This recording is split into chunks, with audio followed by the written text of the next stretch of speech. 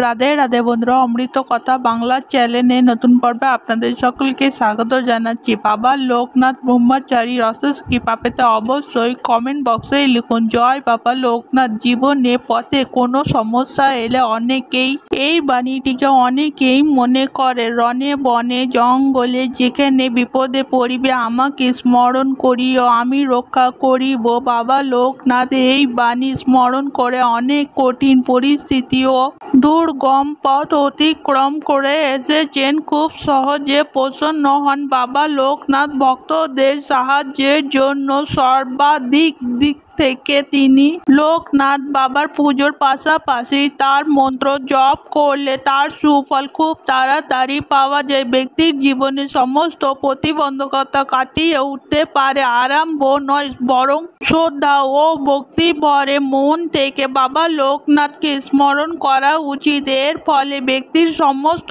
আশা আকাঙ্ক্ষা পূর্ণ হয়। এই পর্বের বিষয় হলো 2025 সালে 1432 বঙ্গাব্দে বাবা লোকনাথের দিবস ও পুজো কবে। পূর্ণাঙ্গ সময়সূচি, লোকনাথ বাবাকে পুজো করার নিয়ম, সহজ সরল পুজো পদ্ধতি ও পুজোর মন্ত্র জানবো এই ভিডিও থেকে। ভিডিওতে যাবার আগে অমৃত কথা বাংলা চ্যানেলটিকে অতি অবশ্যই সাবস্ক্রাইব করুন, লাইক করুন, কমেন্ট করুন, শেয়ার করুন, আধার্মিক নোটিফিকেশন ঘন্টাটি বাজিয়ে দেবেন। বাঙালি হিন্দুদের কাছে একটি অতি আদরণীয় নাম লোকনাথ ব্রহ্মচারী। তিনি বাবা লোকনাথ নামে সর্বাধিক পরিচিত। বিশ্বাস করা হয় বাবা লোকনাথের আশীর্বাদ সাথে থাকলে যে কোনো বিপদ কাছে ঘেঁষতে পারে না। বাবা লোকনাথের বিখ্যাত বাণী রনে বনে জঙ্গলে যেখানে বিপদে পড়িবে আমাকে স্মরণ করিবে আমি রক্ষা করিব। তৎকালীন যশোর শহরে বর্তমানে পশ্চিমবঙ্গে উত্তর 24 পরগনা জেলা বারাসাত মহকুমা 84 কালকা নামক গ্রামে বাংলায় 1137 সালে 1730 খ্রিস্টাব্দে বাবা লোকনাথের জন্মগ্রহণ করেছিল। লোকনাথ ব্রহ্মচারীর বাবার নাম ছিল রামনারায়ণ ঘোষ এবং মায়ের নাম ছিল কমলা দেবী। তার বাবা ছিল একজন ধার্মিক ব্রাহ্মণ। বাবা লোকনাথ ছিলেন পিতা মাতার চতুর্থ সন্তান। সেই সময় বিশ্বাস ছিল যে কোনো একটি পুত্রকে সন্ন্যাস ধর্মে দীক্ষিত করা হলে বংশ উদ্ধার হয়। লোকনাথ বাবা রামনারায়ণ ঘোষ তার প্রথম সন্তান থেকে প্রত্যেকটি সন্তানকে সন্ন্যাস বানানোর চেষ্টা করেছিলেন, কিন্তু স্ত্রীর জন্য তিনি পেরে উঠতে পারেননি। তবে চতুর্থ সন্তান লোকনাথের ক্ষেত্রে রামনারায়ণ ঘোষ তা করতে দেননি। লোকনাথকে সন্ন্যাসী ধর্ম গ্রহণ করার জন্য তিনি 11 বছর বয়সে লোকনাথকে উপনয়ন কার্যে সমাপ্ত করেন। পার্শ্ববর্তী গ্রামে সন্ন্যাসী ভগবান গাঙ্গুলির হাতে লোকনাথকে সমর্পণ করে। এই সময় লোকনাথের সঙ্গী হন তারই বাল্যবন্ধু বেণী মাধব গাঙ্গুলি। দুই শিষ্য লোকনাথ ও বেণী মাধবকে সাথে নিয়ে পদযাত্রা শুরু করেন। বিভিন্ন গ্রাম শহর নদী বন অতিক্রম করে তারা প্রথমে কালীঘাটে এসে উপস্থিত হন এবং সেখানে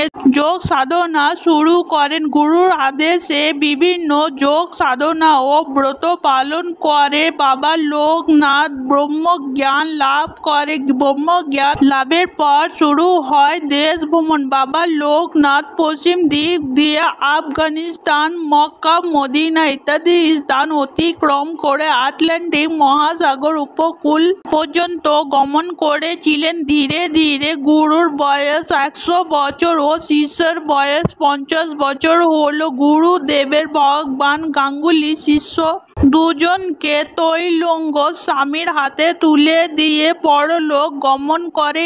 এরপর বেণী মাধবকে সঙ্গে নিয়ে বাবা লোকনাথ প্রথমে আফগানিস্তানে কাবুলে উপস্থিত হন। সেখানে মোল্লা সাহিদ নামে এক মুসলিম ব্যক্তির সঙ্গে বেদ, কোরআন সহ বিভিন্ন শাস্ত্র নিয়ে আলোচনা করে ইসলাম ধর্ম সম্পর্কে তত্ত্বজ্ঞান লাভ করে। আরব দেশে ভ্রমণ করে মক্কা দেশে দেশীয় মুসলিম জনগোষ্ঠী তাকে বিশেষত সম্মান প্রদর্শন করে। আব্দুল গফুর নামে এক বিশেষজ্ঞ ব্যক্তির সাথে লোকনাথ ব্রহ্মচারীর পরিচয় হয়। এরপর তারা পারস্য, আরব, মক্কা, মদিনা, তুরস্ক, ইতালি, গ্রিক, সুইজারল্যান্ড, ফ্রান্স, চীন সহ বিভিন্ন দেশে ভ্রমণ করে ভারতবর্ষে ফিরে আসে। তারপর তারা দুজনা চন্দ্রাতে আগমন করে এবং সেখানে কিছুকাল অবস্থান করে। বেনি মাধব, কামাখ্যা ও বাবা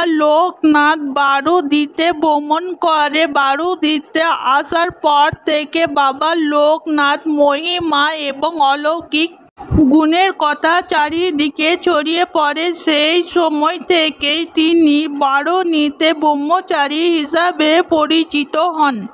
ভারতীয় জমির নাগ মহাশয় বাবা লোকনাথের মহিমায় মুগ্ধ হয়ে মন্দির নির্মাণের জন্য জমি দান করে। বাবা লোকনাথের আশ্রমের কথা শুনে বহু দূর দূরান্ত থেকে ভক্তগণ বাড়তিতে এসে ভিড় জমাতে থাকে। এইভাবে বাবা আশীর্বাদ পুষ্ট বাড়তি তীর্থভূমিতে পরিণত হয়। বাড়তিতে অবস্থানকালীন ভাওয়ালের মহারাজ বাবা লোকনাথের একটি ছবি তোলেন। সেই ছবি প্রতিলিপি আজ আমাদের ঘরে ঘরে পূজিত হয়। বাড়তিতে অবস্থানকালে বাবা লোকনাথ অসংখ্য অলৌকিক মহিমা প্রদর্শন করে। এইভাবে একদিন চলে এলো বাবা লোকনাথের মহাপ্রণয়নের দিন। সেই দিন ছিল বাংলা 1297 সালের 9 জ্যৈষ্ঠ রবিবার 3 জুন 1490 খ্রিস্টাব্দে। বাবা লোকনাথ নিজে তার প্রণয়নের কথা জানিয়েছিলেন। এ কথা অশ্রুজল চোখে অসংখ্য ভক্ত ছুটে আসে আশ্রম প্রাঙ্গণে। আশ্রমে মা বাবার জন্য শেষ বাল্যভোগ নিয়ে আসে। বাল্যভোগ প্রসাদে পরিণত হবার পর ভক্তগণ আনন্দিত চিত্তে সেই প্রসাদ গ্রহণ করে। প্রসাদ গ্রহণ পর্ব শেষ হলে বাবা লোকনাথ মহাযজ্ঞ বসেন। আর এইদিকে অস্ত্রযোগ্য ভক্তরা অধীর আগ্রহ অপেক্ষা করতে থাকেন কখন বাবা মহাযজ্ঞ ভাঙবে। দীর্ঘ প্রতীক্ষার পরে বাবা মহাযজ্ঞ না ভাঙতে দেখে তার দেহ স্পর্শ করলে সেই দেহ মাটিতে পড়ে যায়। এইভাবে 160 বছর বয়সে লোকনাথ ব্রহ্মচারী দেহ ত্যাগ করেন। 2025 সালে 1432 বঙ্গাব্দে লোকনাথ ব্রহ্মচারী তিলোধাম দিবস পুজো কবে অনুষ্ঠিত হবে? 2025 সালে লোকনাথ বাবার তিলোধাম দিবস পুজো অনুষ্ঠিত হবে 3 জুন 2025 বাংলা 19 জ্যৈষ্ঠ 1432 মঙ্গলবার। লোকনাথ ব্রহ্মচারীকে পুজো করার জন্য কি কি জিনিস লাগবে? পুজোর উপকরণ কি হবে? লাগবে নীল শালুক ফুল বা নীল শাপলা ফুল, মাখন, তাল, মিছরি, বেল পাতা, তুলসী পাতা, সাদা ফুল, সাদা ফুলের মালা, সাদা মিষ্টি, অমৃত, কালো জাম, লিচু, তাল, শাঁস। এই জিনিসগুলি বাবার পুজোর অবশ্যই লাগবে। সকালে উঠে ঘর বাড়ি ভালো করে পরিষ্কার করে নেবার পর বাবার পুজো অনুষ্ঠিত করতে হবে। এই দিন বাড়ির ঠাকুর ঘর ভালো করে পরিষ্কার করতে হবে। বাড়ির ঠাকুর ঘরে উত্তরের দিকে কিংবা পূর্ব দিকে কাঠের চৌকি পাততে হবে। চৌকির ওপর সাদা বা হলুদ আসন পেতে দিতে হবে। লোকনাথ ব্রহ্মচারী বাবার ছবি কিংবা মূর্তি স্থাপন করতে হবে এবং পাশাপাশি একটি ভগবান শিবের ছবি বাবা শিবলিঙ্গ স্থাপন করতে হবে। লোকনাথ বাবাকে শিবের অবতার বলে মনে করা হয়, তাই এই দিন শিব বাবার পুজো অবশ্যই করতে হবে। ভগবান শিবকে গঙ্গা জল অর্পণ করুন। এরপর দুধ, চন্দন, বেল পাতা গঙ্গা জল অর্পণ করুন এবং ওম নমঃ শিবায় মন্ত্র উচ্চারণ করতে থাকুন। এরপর বাবা লোকনাথ ব্রহ্মচারীকে পঞ্চামৃত দ্বারা স্নান করান। দুধ, দই, ঘি, মধু, চিনি, গঙ্গা জল একসঙ্গে মিশিয়ে বাবাকে স্নান করাতে পারেন বা একে একে বাবাকে অর্পণ করতে পারেন। যদি আপনি ছবিতে পুজো করে থাকে তাহলে একটি বাটির মধ্যে এই জিনিসগুলো অর্পণ করবেন এবং বাটিটিকে ছবির সামনে রেখে দেবেন। স্নান সম্পূর্ণ হলে গঙ্গা জল দিয়ে বাবাকে পরিষ্কার করুন। তারপর শুকনো করে মুছে বাবাকে হলুদ বা সাদা বস্ত্র পরিয়ে দিন। এরপর বাবাকে সাদা ফুলের মালা দিয়ে সুন্দর করে সাজিয়ে তুলুন। বেল পাতা এবং তুলসী পাতা অবশ্যই দেবেন। এরপর বাবার সামনে মাখন,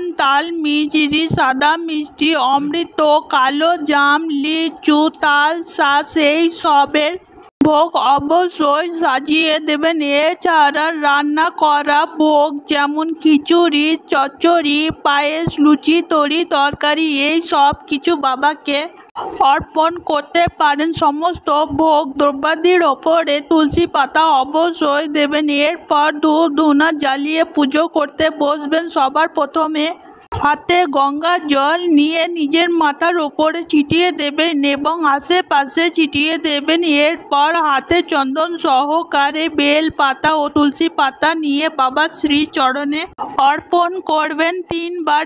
এরপর নীল শালুক ফুল বাবার শ্রীচরণে অর্পণ করবেন। বাবা লোকনাথ পুজোর দিন নীল শাপলা ফুল, নীল শালুক ফুল অবশ্যই ব্যবহার করবেন। মনে করা হয় নীল শালুক ফুল ছাড়া বাবার পুজো অসম্পূর্ণ হয়।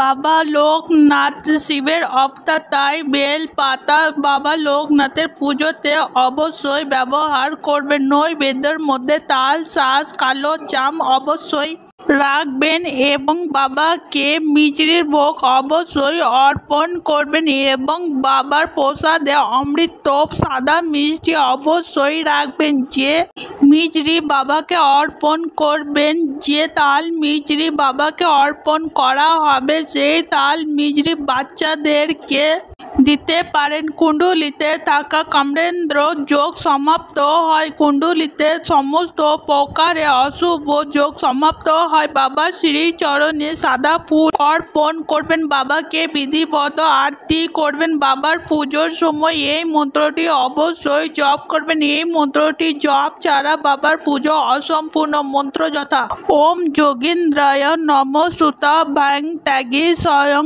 বৈ নম ভূত মানন্দ স্বরূপায় লোকনাথায় নমো নমো নমামি বার্ধি চন্দ্রায় নন্দন কাননে স্মরণ হরি নমো নমামি ত্রিলোকনাথায় লোকনাথায় কল্পতরুম। ওম নমো শিবায় শান্তাকারণয় নহে তবে নিবেদয়ামি চা তং গতিভাম পরমেশ্বর নমস্তুতে গুরু রূপায় নমস্তুতে ত্রিকাল দর্শনে নমস্তে শিব রূপায় ব্রহ্মাতনে নমো নমো। জয় বাবা লোকনাথ, জয় মা লোকনাথ, জয় শিব লোকনাথ, জয় ব্রহ্ম লোকনাথ, জয় গুরু লোকনাথ। ওম শান্তি, ওম শান্তি, ওম শান্তি, ওম শান্তি।